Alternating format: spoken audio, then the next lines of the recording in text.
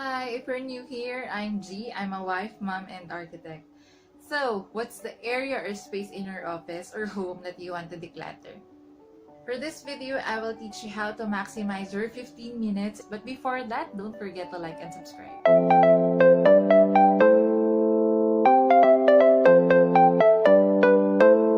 Number 1, know your priority. Ano bang mas importanteng maayos, malinis, ma-declutter natin for the day or for the week?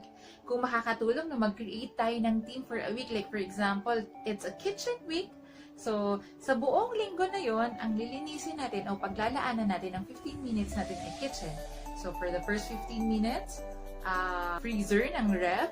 Next 15 minutes, cabinet ng kitchen. Day ng 15 minutes, kitchen table hanggang sa malinis na natin. Ang importante is to focus one area at a time para may nakikita tayong na-accomplish natin. Step number 2, plan ahead. So ano ba yung mga kailangan nating ma-accomplish? Makakatulong dyan kung magagawa tayo ng checklist. Ano ba yung mga kailangan nating malinis? Pwede natin yung gawin the start of the week or bago matapos yung araw natin. Para maset na natin yung sarili natin the next day kung saan mapupunta yung 15 minutes natin. Step number 3, commit to our 15 minutes. We can start our day 15 minutes earlier to do the task. Or pwede din tayong magstay ng 15 minutes late para doon natin nilalaan yung ating mga decluttering tasks.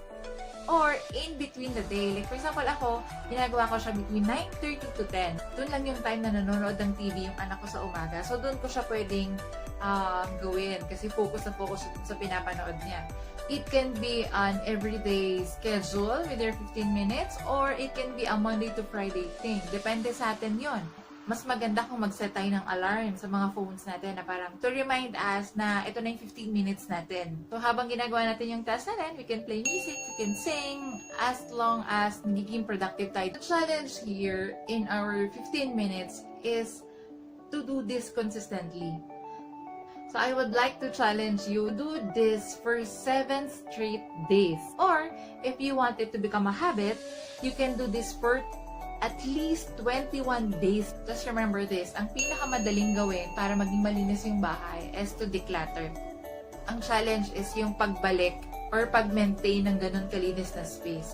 And also, I'm looking for people. Just message me here. I will only pick 3 spaces, 3 rooms or 3 spaces to help you in organizing your space after your decluttering. So, please like and subscribe again and see you on my next video.